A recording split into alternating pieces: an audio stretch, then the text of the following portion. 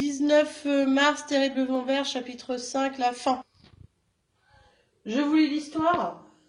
Donc, Terriblement Vert, chapitre 5, fin, toujours là. Lionel, Julius et moi sommes restés bouche bée.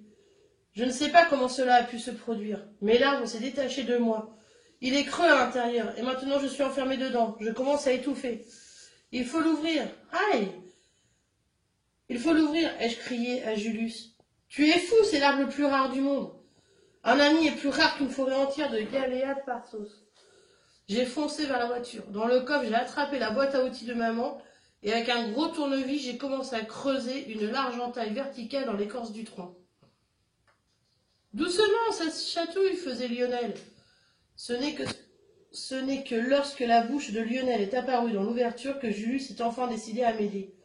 Après une demi-heure d'effort, le passage a été assez large pour que Lionel se faufile tout nu hors de son enveloppe végétale. Il avait laissé son slip et ses chaussettes au Galéa Parsos. Enfin, je le retrouvai. J'avais l'impression qu'il revenait d'un lointain, très lointain voyage. Il s'est retourné vers le tronc et a lentement caressé l'écorce à l'endroit où nous l'avions déchiré. « T'inquiète pas, ça cicatrisera.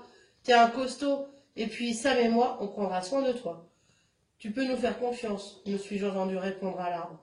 Tiens, tu vois, il commence à pleuvoir, m'a dit Lionel en se retournant vers Julius et moi, comme s'il venait de découvrir notre présence. Effectivement, l'orage a éclaté aussitôt. Après avoir vendu ses graines, mon oncle avait l'air satisfait.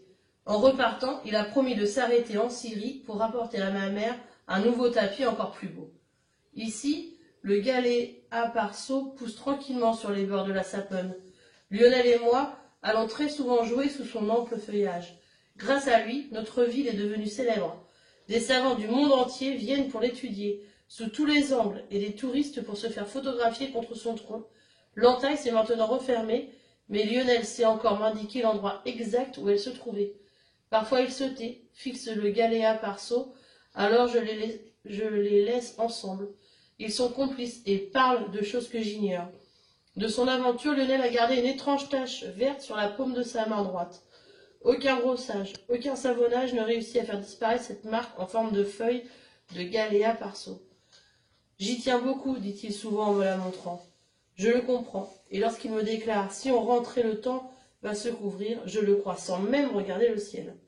Voilà pour cette histoire qui est finie maintenant. Vous coupez, on va faire les exercices. Donc, pour les exercices, où Lionel se trouve-t-il exactement? Il commence à, donc vous avez coché la bonne réponse, s'endormir, étouffer, avoir soif, s'énerver. Ensuite, que va chercher Samuel dans le coffre de la voiture et pourquoi faire? Attention, deux réponses. Ensuite, combien de temps faut-il pour libérer Lionel? Je colorie la bonne réponse, donc 1 heure, 45 minutes, 3 heures, 30 minutes ou 2 heures. Qu'est-ce que Lionel a laissé au Galéa Parsos? À vous de me répondre. Le 6, t'inquiète pas, ça cicatrisera, t'es un costaud. À qui Lionel parle-t-il quand il dit ça? Donc, on coche la bonne réponse. À Samuel, à l'arbre, à oncle Julius ou au rouge-gorge. Le 7, qui vient voir le Galéa Parsos au bord de la Sapone?